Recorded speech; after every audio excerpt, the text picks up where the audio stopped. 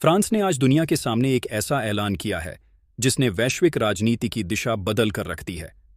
France के राष्ट्रपति ने आधिकारिक तौर पर घोषणा की है कि वे अपनी सदियों पुरानी विरासत और रणनीतिक खजाने का एक बड़ा हिस्सा भारत को सौंपने जा रहे हैं। इस खबर के आते ही वॉशिंगटन से लेकर बीजिंग तक हड़कंप मच गया है।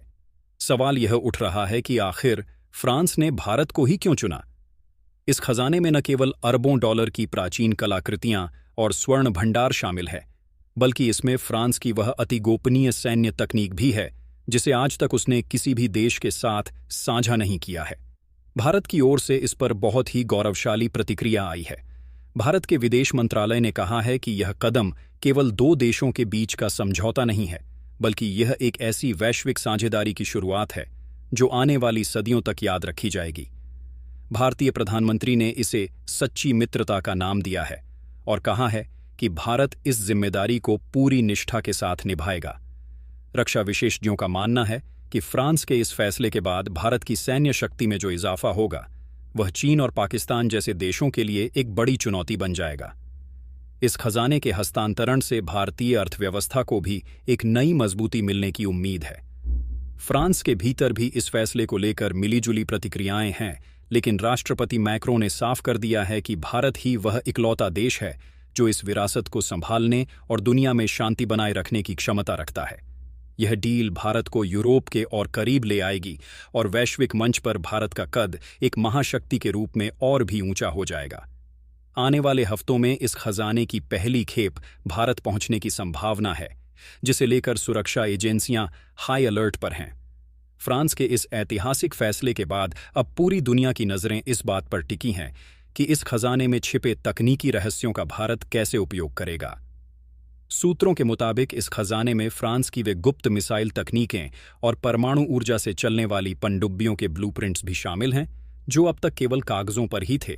भारत के रक्षा मंत्रालय ने इस पर अपनी प्रतिक्रिया देते हुए कहा है कि यह मेक इन इंडिया अभियान के लिए एक मील का पत्थर साबित होगा।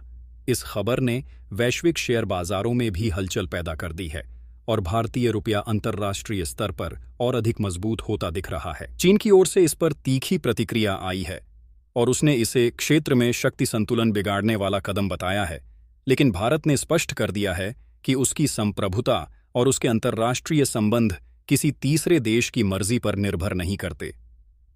फ्रांस के राष्ट्रपति ने यह भी संकेत दिया है कि इस खजाने के साथ साथ फ्रांस अपनी कुछ सबसे पुरानी और बेशकीमती कलाकृतियां भी भारत को उपहार स्वरूप देगा, जो कभी औपनिवेशिक काल के दौरान यूरोप चली गई थीं। यह भारत के लिए एक बड़ी सांस्कृतिक जीत भी मानी जा रही है।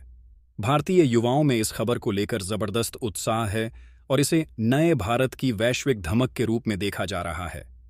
इस पूरी प्रक्रिया के दूसरे चरण में दोनों देशों के बीच एक उच्च स्तरीय कार्यबल का गठन किया गया है, जो इस खजाने की सुरक्षा और इसके हस्तांतरण की निगरानी करेगा। यह केवल धन या तकनीक का आदान प्रदान नहीं है, बल्कि यह दो महान सभ्यताओं के मिलन का प्रतीक है। आने वाले समय में यह समझौता अंतरिक्ष अनुसंधान से लेकर गहरे समुद्र की खोज तक भारत को एक नई बढ़त दिलाएगा। अमेरिका और रूस जैसे देशों ने भी इस पर अपनी नज़रें गड़ाई हुई हैं, क्योंकि फ्रांस का यह कदम नाटो देशों के भीतर भी एक नई बहस छेड़ सकता है। अंततः भारत ने अपनी कूटनीति से यह साबित कर दिया है कि वह विश्व मंच पर अब एक दर्शक नहीं, बल्कि एक निर्णायक खिलाड़ी है। फ्रांस और भारत की यह अटूट साझेदारी भविष्य के वैश्विक समीकरणों को पूरी तरह से बदलने की क्षमता रखती है और यह दुनिया के इतिहास में एक स्वर्णिम अध्याय की तरह दर्ज किया जाएगा।